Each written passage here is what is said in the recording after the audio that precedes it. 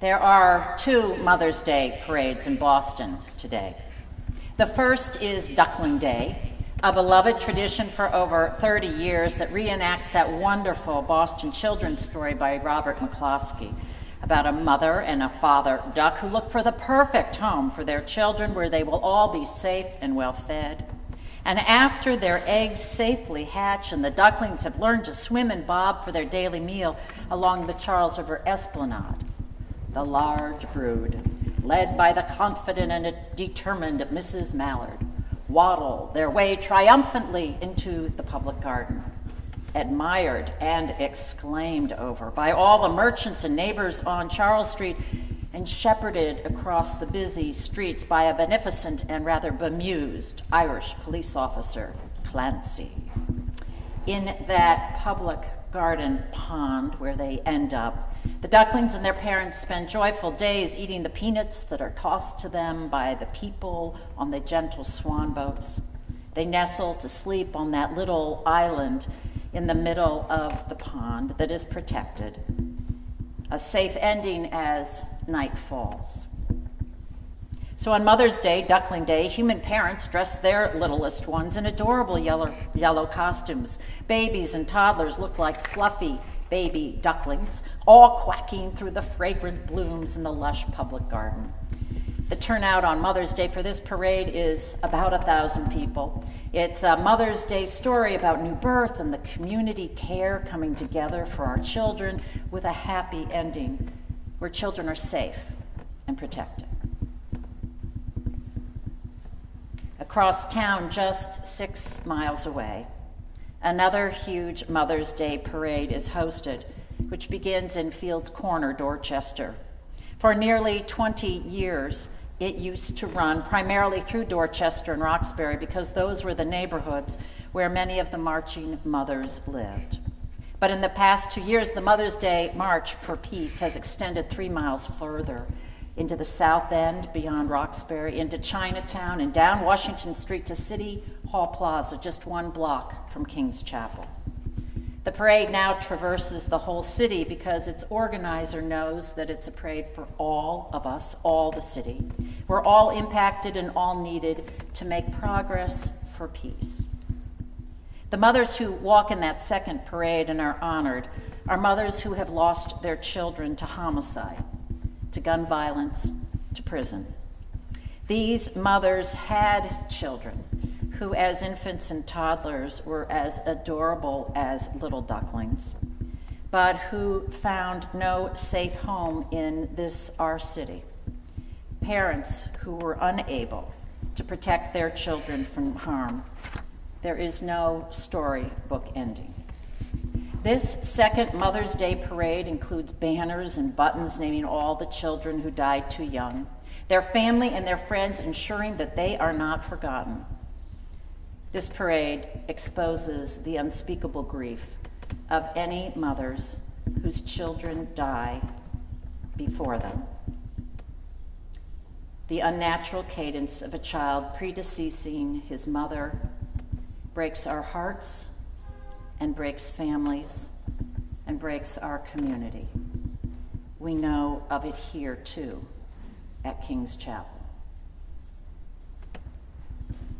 Because we at King's Chapel are convinced that the early deaths of children in Boston is our issue as a church in this city, we walk in solidarity with the mothers and the survivors and the families of the homicide victims, as thousands of others now do too, from all races and religions, from Boston and its surrounding towns and suburbs. This second Mother's Day parade, founded by Tina Cherry, a mother whose 15-year-old son died, is one that we have supported for several years.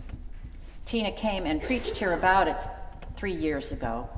We learned that her son was an excellent student at West Roxbury High. He dreamed of being the first African-American president, but on the way to an anti-gang violence meeting, he was caught in the crossfire of warring gangs and he died. One might imagine that Tina Cherry's Mother's Day parade would be a somber procession, a funeral dirge, As Jim Braude said on WGBH this week, a horrible drag at the beginning of our Mother's Day. But for any of us who have joined in the March for Peace, the Mother's Day March for Peace, we know that is not true. It's a joyful event, as joyful as any Duckling Day parade with fluffy yellow costumes. I think it may be even more filled with hope. Because when children are smallest, fluffy little ducklings, our hope primarily resides from our visions of what can lie ahead for the child and our hopes that we adults might support them. But at the Mother's Day March for Peace, the hope is hope reborn, despite crushing disappointment.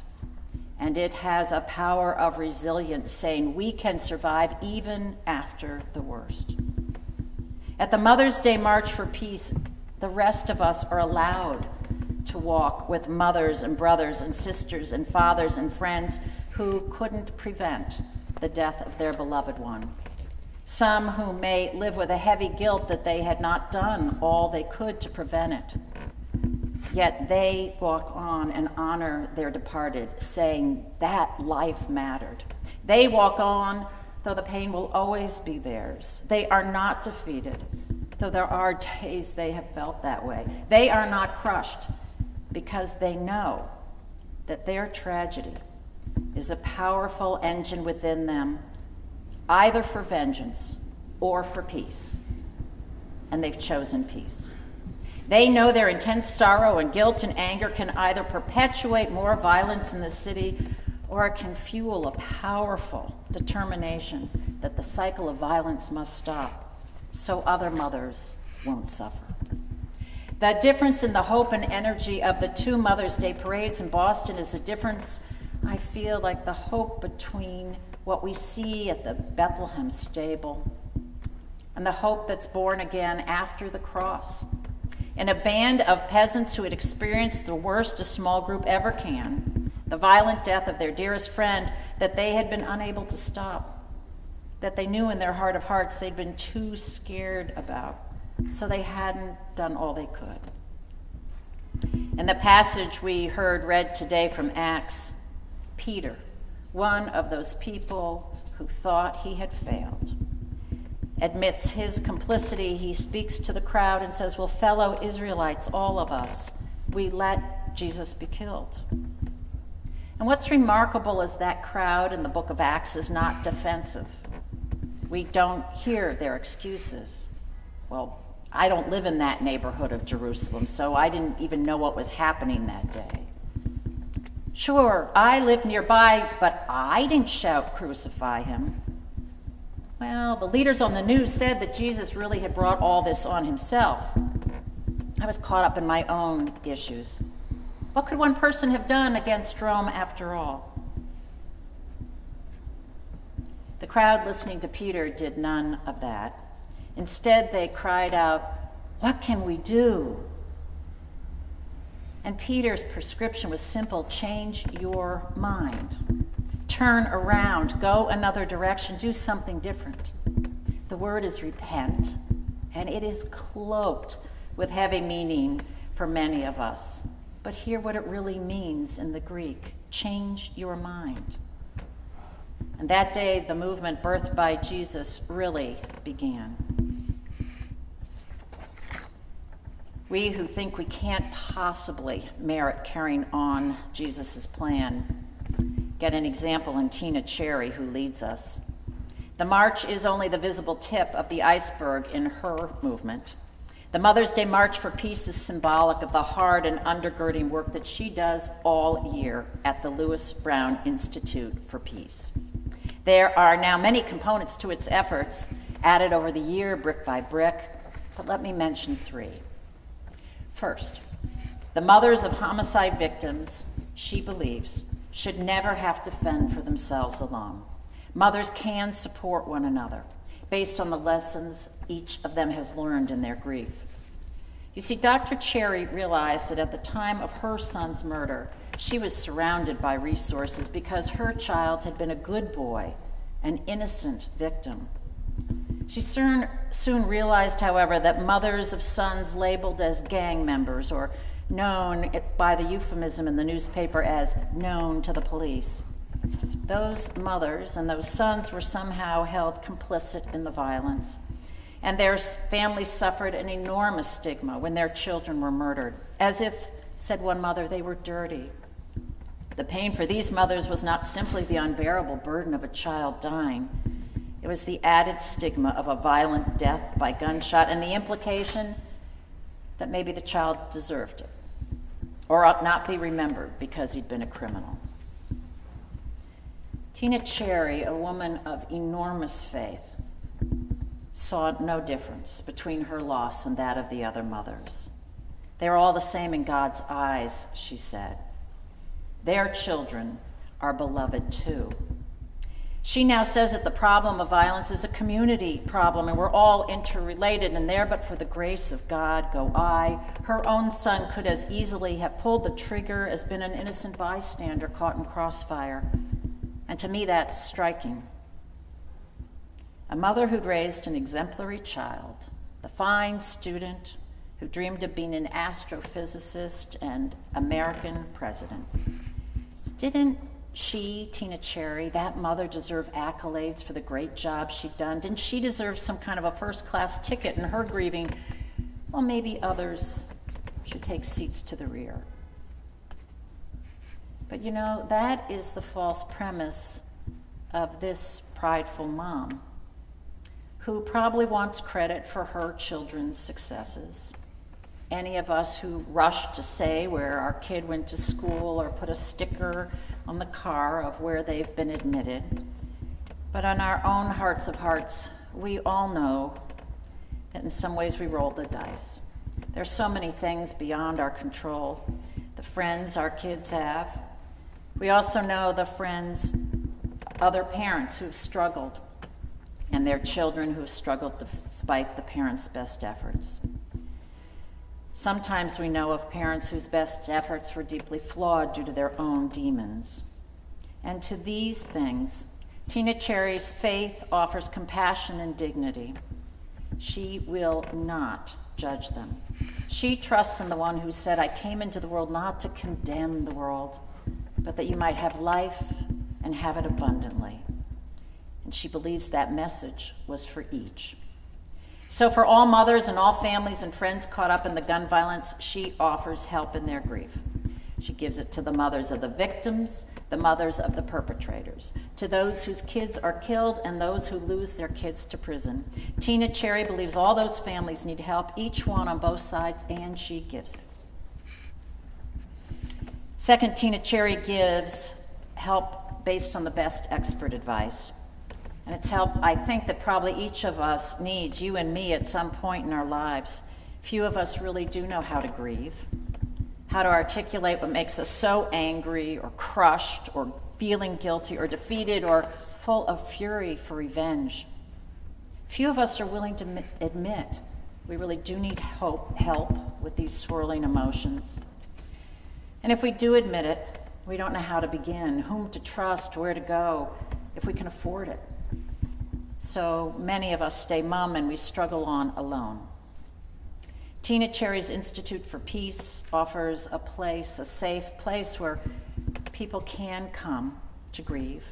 In small groups that gather to talk about their experiences so they can learn from one another. And there are shelves and shelves of little small items, symbols and objects that call to those who enter. And they can use those to individually work through what they're feeling. They do art also to express feelings when words can't be uttered. My dream is that we could be doing that here at this church for each other and for a wider community, providing safe space where we can share our pains and sorrows. Tina Cherry does that. But third and most astonishing, Tina Cherry has forgiven the man who killed her son. It made me think through why I couldn't do that or wouldn't do that if someone had killed my beloved. Because I would think that that killer would never deserve my forgiveness, and it would be against my principles. But of course, God could say the same to us, and could have said it to that band gathered there, described in the book of Acts. If God's beloved Jesus were so brutally killed, Peter or the Romans or the complicit Israelites crying out before Peter in Acts saying, "What can we do?" should have been answered with a nothing. You don't deserve God's forgiveness. But we get it. We get it because God's mercy is everlasting, stronger than God's pride.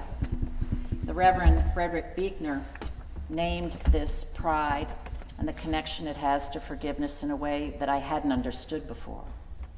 To forgive somebody is to say, one way or another, you have done something unspeakable, and by all rights, I should call it quits between us. Both my pride and my principles demand no less. However, although I make no guarantees that I will be able to forget what you've done, and though we may both carry the scars for life, I refuse to let it stand between us. I still want you for my friend.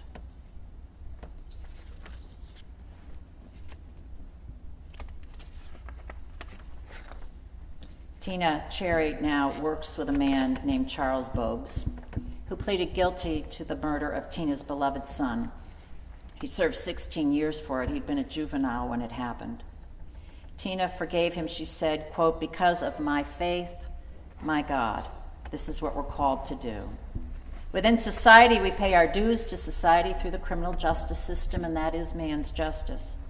But I feel that by extending my hand and my heart for forgiveness, that is God's justice. God who said, forgive them, Jesus who said, forgive them, they know not what they do."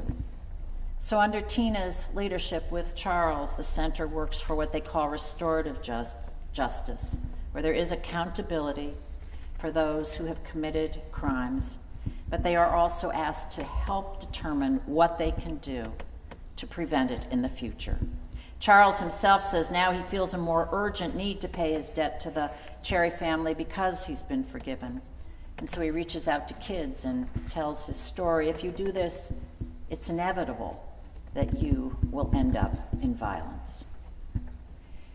I wonder, we're trying to match the gifts that were raised this morning for Tina's organization. Can we also match Tina's gift of forgiveness? Only with God's help, only when we can get past our pride. On Mother's Day, is there a mother you can forgive or begin to forgive, your own or another? As a mother, is there some child you can forgive or begin to forgive, yours or another's? What a transformational gift that could be. Forgiveness always is. Amen.